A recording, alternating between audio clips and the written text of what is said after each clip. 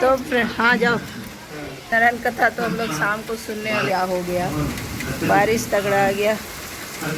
Oh my God, खानों का धन ये लो बहुत बड़ी धन है। आया नहीं, बट आज तो आ ही गया।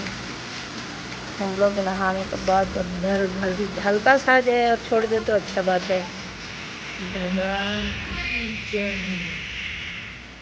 लेकिन संतोष धन पंडित।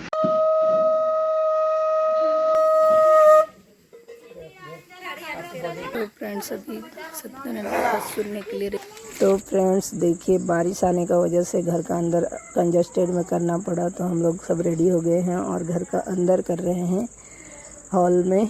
बट वहाँ भी एक बेड है तो थोड़ा सा कंजस्टेड तो रहता ही है, लेकिन क्या करेंगे, एडजस्ट करना पड़ेगा। बाहर में बारिश आ गई, शाम को भी आ गई, सुबह मॉर्निंग टाइम भी आ रही थी और अभी भी शाम को आ गई।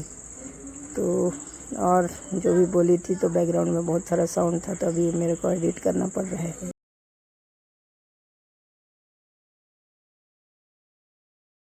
गोला पटेसा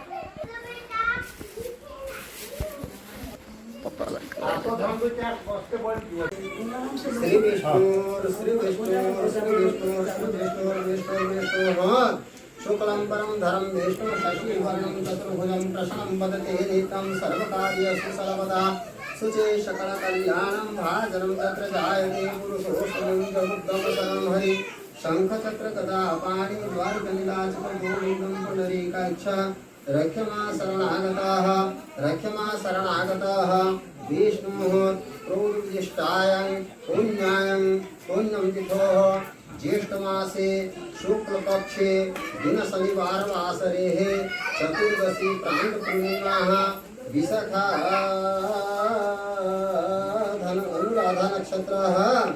अनुराधा नक्षत्रः तुला चंद्र जुगस्यः ग्राम वासुदेवपुर ग्राम रेः मनोकामना सिद्धार्थार्थनाम गौरी गणपति पूजन दधिगोपाल पूजन आदि दधिगोपाल लक्ष्मी नारायण नमः दुर्गा माताभ्यो ग्राम देवताभ्यो स्थान दिव्य नमः।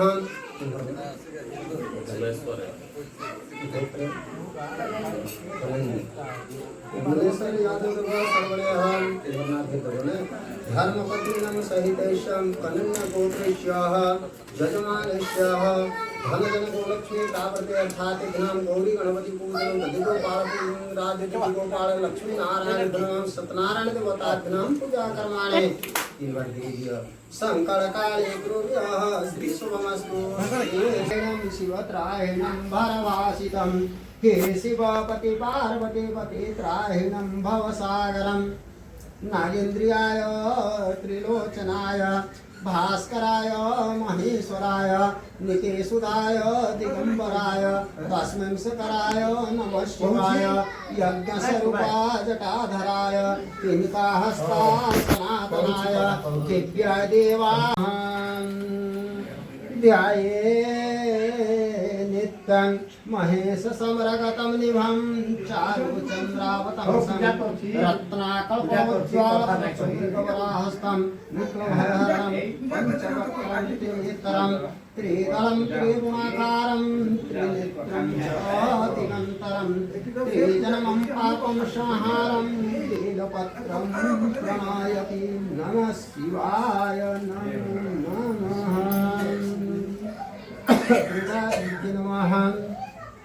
माँ दुर्गे माँ भगवती माँ सर्वमंगलाभ्यो नमो नमः।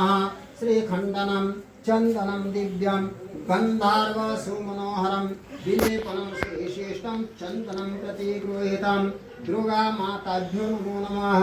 कौजलपूरितलोचनधारे आस्तनजनशोभितमुकुटहारे वीणा पुष्पतरञ्जितहस्ते भगवती भारती देवी नमस्ते।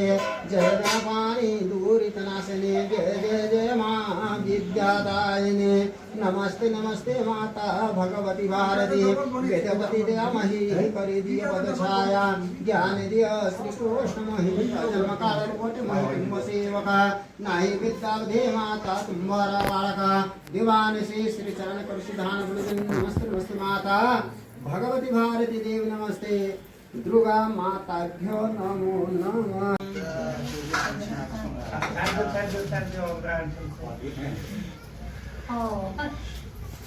सत्यनारायण देवता नमः। काय यार शेटा तुम्हाला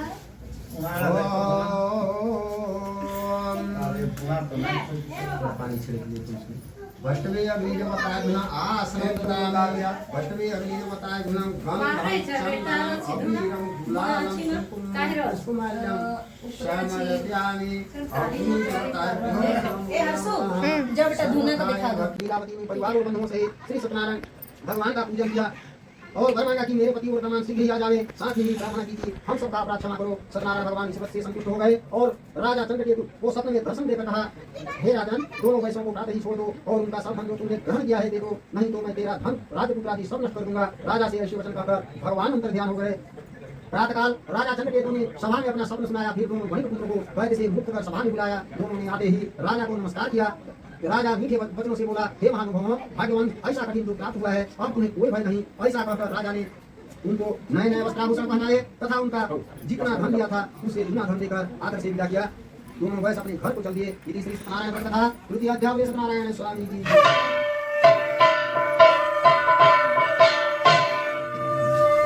राजा था, वह सत्यवक्ता और जितेंद्रिय था। प्रतिदिन देवस्थानों पर जाता तथा गरीबों को धन देकर उनके कष्ट दूर करता था। उसकी पत्नी कमल के समान मुख वाली और सती साध्वी थी। भद्रशिला नदी के तट पर उन दोनों ने श्री सत्यनारायण भगवान का व्रत किया। उस समय वहाँ एक साधु वैसा आया। उसके पास व्यापार के लिए बहुत सा धन था। वह नाव को किनारे पर ठहरा कर राजा के पास आया और राजा को व्रत करते हुए देखकर विनय के साथ पूछने लगा, हे राजन, भक्ति युक्त चित्त से यह आप क्या कर रहे हैं? मेरी सुनने की इच्छा है, तो आप यह मुझे बताइए। राजा बोला, हे साधु, अपने बांधवों के साथ पुत्रादि की प्राप्ति के लिए एक महान शक्तिमान सत्यनारायण भगवान का व्रत व पूजन किया जा रहा है। राजा के वचन सुनकर साधु आदर से बोला, हे राजन, मुझसे इसका सब विधान कहो। मैं भी आपकी कथा अनुसार इस व्रत को करूंगा। मेरे भी कोई संतान नहीं है और इससे निश्चय ही होगी। राजा से सब विधान सुन व्यापार से निवृत्त हो वह आनंद के साथ घर गया। साधु ने अपनी पत्नी से संतान देने वाले उस व्रत का समाचार सुनाया और कहा कि जब मेरी संतान होगी तब मैं इस व्रत को करूंगा। साधु ने ऐसे वचन अपनी पत्नी लीलावती से कहे। एक दिन उसकी स्त्री लीलावती पति के साथ आनंदित हो संसारिक धर्म में प्रवृत्ति होकर श्री सत्यनारायण भगवान की कृपा से गर्भवती हो गई तथा 10वें महीने में उसके एक सुंदर कन्या का जन्म हुआ। महीनों दिन वह इस तरह बढ़ने लगी जैसे शुक्ल पक्ष का चंद्रमा बढ़ता है। कन्या का नाम कलावती रखा गया। तब लीलावती ने मीठे शब्दों में अपने पति से कहा कि जो आपने संकल्प किया था कि भगवान का व्रत करूंगा, अब आप उसे करिए।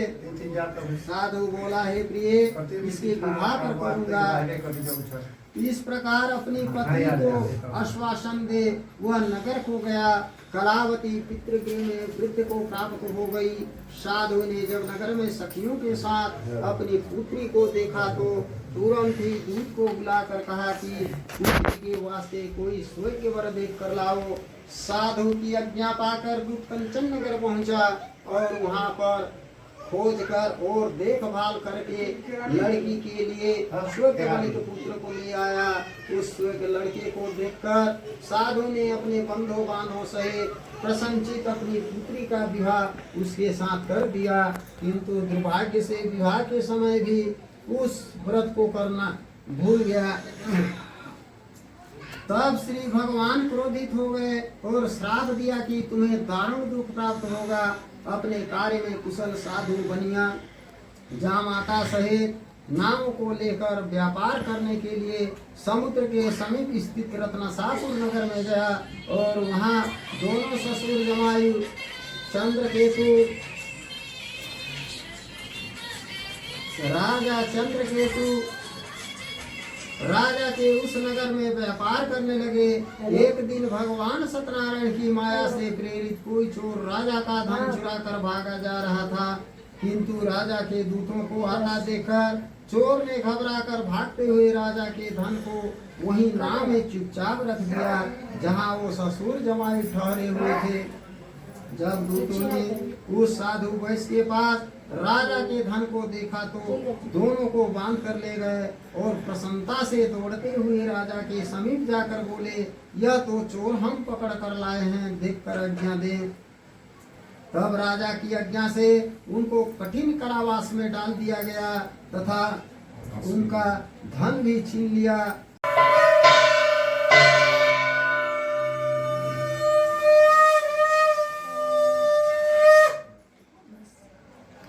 आरती गाय बार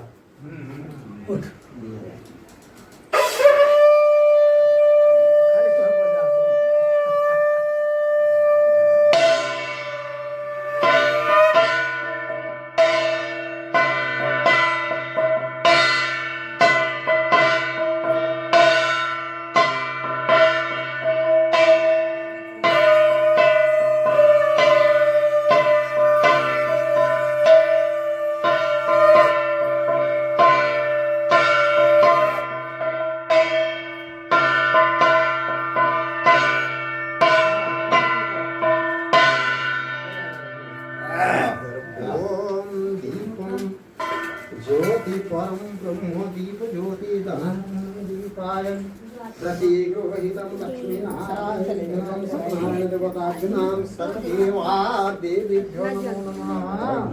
दीपायन प्रतिगृहीतं बोलते लखन सियावर रामचंद्र भगवान जय।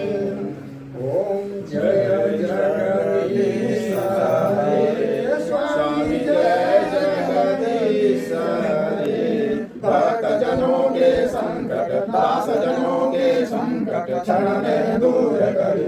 ओम जय जगदीश हरे जो जावे भल पावे दुख दिन से मन का स्वामी दुख दिन से मन का सुख संपत्ति घर आवे सुख संपत्ति घर आवे कष्ट मिटे धन का। ओम जय जगदीश हरे माता पिता तुम मेरे शरण कहूँ मैं किसकी स्वामी शरण कहूँ मैं किसकी तुम बिनु और न दूजा प्रभु बिनु और न दूजा आस कहूँ मैं किसकी। ओम जय जगदीश हरे तुम पूर्ण परमात्मा तुम अंतर्यामी स्वामी तुम अंतर्यामी पार ब्रह्म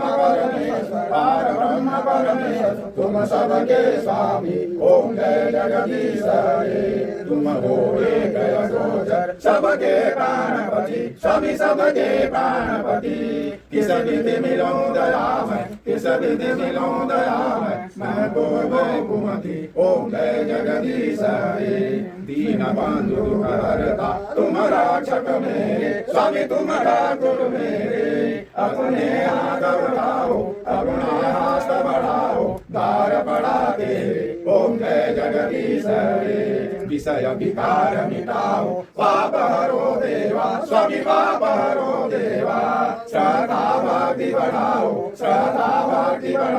संतन की सेवा। ओम जय जगदीश हरे तन मन धन सब कुछ है तेरा स्वामी सब कुछ है तेरा तेरा तुझको अर्पण तेरा तुझको अर्पण क्या लगे मेरा। ओम जय